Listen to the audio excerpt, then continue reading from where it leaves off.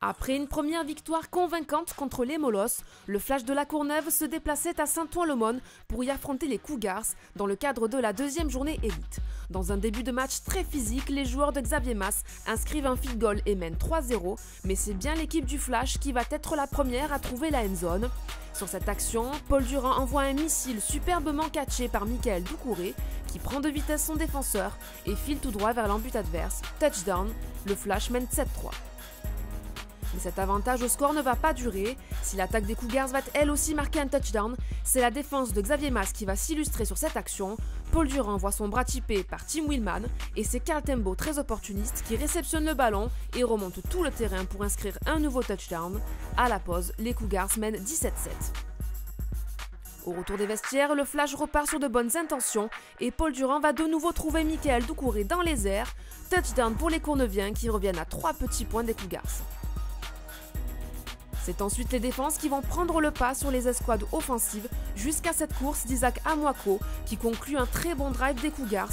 Touchdown pour Saint-Ouen qui enfonce le clou et mène 24-14. Dans le quatrième quart-temps, le Flash ne baisse pas les bras et c'est encore la connexion Paul Durand-Michael Doucouré qui fait des étincelles avec ce troisième touchdown. Malgré de nombreuses pénalités, le noir et jaune revient à 3 longueurs des Cougars dans un match où le suspense reste entier. Alors qu'il reste 10 secondes au compteur, Robin Mouton, 4 plaquages et 2 sacs, va obliger Paul Durand à se dégager rapidement et c'est l'interception, la 3e pour le QB de La Courneuve qui voit Sébastien Tourelle filer dans la end zone. La défense des Cougars a encore frappé et permet à son équipe de gagner son premier match de la saison.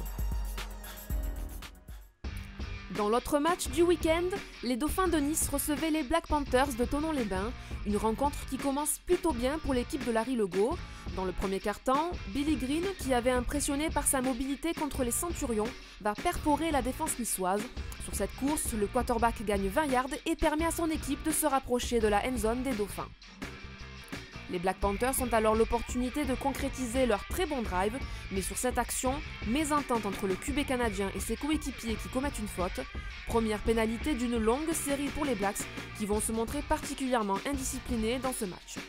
Dans le deuxième quart-temps, les Black Panthers sont en 4e tentative et décident de tenter de marquer un touchdown, mais Milton Knox se fait plaquer, une action sur laquelle les Blacks vont avoir des regrets puisqu'ils auraient pu tenter le coup de pied à 3 points.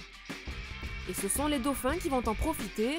Le quarterback Sullivan Silverio, qui remplace désormais Colby Davis, reparti aux États-Unis, va enfin trouver ses receveurs, une première fois grâce à ce ballon catché par Vincent Dauchy, puis une seconde fois sur cette passe millimétrée de 35 yards qui va trouver Andrew James.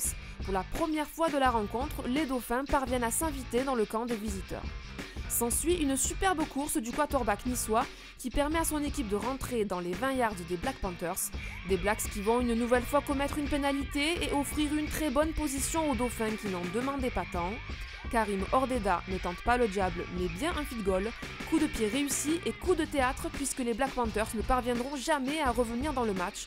Victoire 3-0 des Dauphins qui, contre toute attente, ont fait chuter le double champion en titre. Dans les autres résultats du week-end, le match entre les Argonautes et les Centurions a dû être reporté à cause des intempéries. Du côté d'Asnières-sur-Seine, pas de problème pour les Molosses qui se sont rassurés à domicile en disposant des Templiers d'Elancourt sur un score de 31-14.